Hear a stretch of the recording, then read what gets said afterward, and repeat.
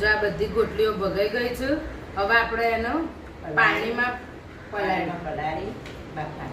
પાણીમાં પલાળીને બાફીશું. તો 3 થી 4 કલાક પાણીમાં પલાળી રાખીશું અને પાણી બદલ્યા કરીશું થોડી થોડી વાર, જેથી એની કડવાશ ઓછી થઈ જાય. તો ચલો આ બધી ગોટલીઓ ખોલી દીધી. હવે આપણે આનો પલાળીશું પાણીમાં. તો આનો પાણીમાં 2 થી 3 કલાક પલાળવાની. પણ કેવું કે થોડી વારે અડધા કલાકે આવી રીતે વોશ કરવાનું, પછી એનું પાણી કાઢીને પાણી બદલવાનું. એવી રીતે 5 થી 6 વાર કરવાનું. 3 થી 4 કલાક ગોટલી પાણી પલાળવાનું. એનું કારણ કે ગોટલીથી બધી કડવાશ નીકળી જાય. તમે જેટલું પાણીમાં પલાળી રાખવાનું એટલી ગોટલીથી કડવાશ નીકળી જાય એવું મમ્મી કહ્યું. એટલે આપણે બનાવીએ. કેમ કે હું તો પહેલી વાર જ બનાવું ગોટલી, પણ એરાય મસ્ત બનાવું. બધા કહે કે બબીબાની ગોટલી હતી ના, એ વાત સાચી. એટલે આ વખતે એમને કીધું એ પ્રમાણે હું શીખી લઉં.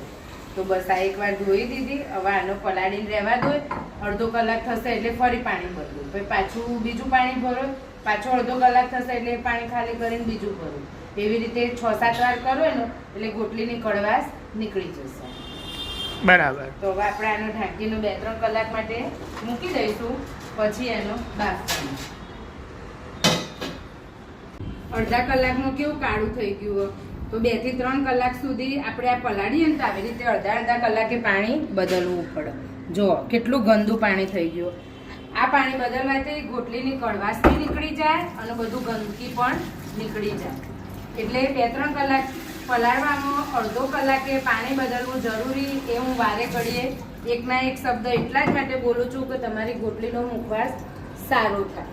હવે પાછું આપણે પાણી બદલી દીધું. હવે આને ઢાંકી દઈશું અને પાછું અડધા કલાકે ફરી બદલી દઈશું. બરાબર ને મમ્મી? બરાબર ને? જો આ ગોટલી પલળી ગઈ છે. એકચ્યુઅલી કાલ બપોરની ફોડી હતી તો પાણીમાં પલાળી રાખી હતી. 3-4 કલાકના જગ્યાએ ઓવરનાઇટ જ થઈ ગયું. આજે બીજો દિવસ છે તો હવે આપણે એનો બાફી દઈશું. જો એકદમ ક્લીન થઈ ગઈ, બધી કડવાશ બી નીકળી ગઈ હશે. તો હવે આપણે એનો બાફી દઈશું.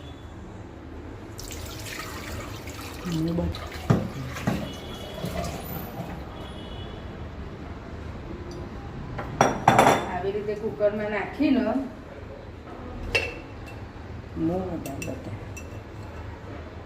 પછી મીઠું નાખી દેવાનું.